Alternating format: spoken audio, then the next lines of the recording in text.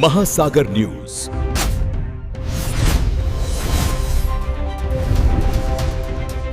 महासागर न्यूज.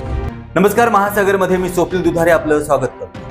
मलकापूर शहरातील बस स्थानकात मद्यधुंद अवस्थेतील एका आणि लोखंडी रॉडच्या साह्याने बस स्थानकात उभ्या असलेल्या 5 बसेसच्या दर्शनी काचा फोडून सुमारे 80,000 रुपयाचं शासकीय मालमत्तेचं नुकसान केल्याची घटना नुकतीच अर्थातच 18 ऑगस्ट 2026 रोजी पहाटे 1:30च्या सुमारास घडली आहे. या प्रकरणी मलकापूर शहर पोलिसांनी संजय गवई राहणार चिंचोल तालुका मलकापूर यांच्या विरुद्ध गुन्हा दाखल केला आहे.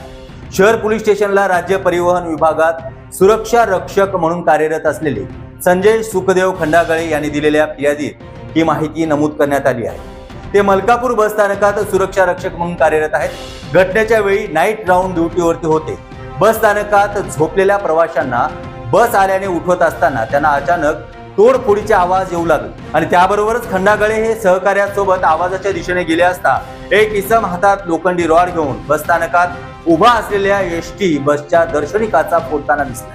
त्याला पकडण्याचा प्रयत्न केला असता त्यांनी हाताला झटका देऊन तेथून पळ काढलाय. संबंधित इसम दारूच्या नशेत असल्याचे फिर्यादीने सांगितले आहे. या घटनेत MH40Y 5830, MH14BT 4356, MH40AQ 6442, MH40AQ 6442, MH40Y 5695 या 5 एसटी बसेसच्या दर्शनी काचा फोडण्यात आल्या.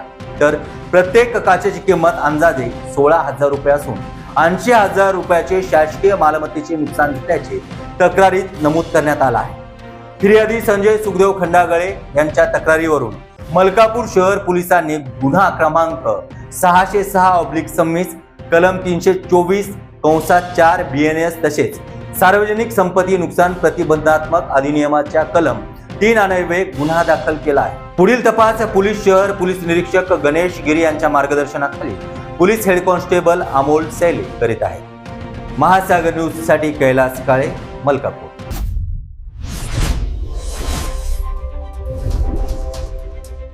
महासागर न्यूज.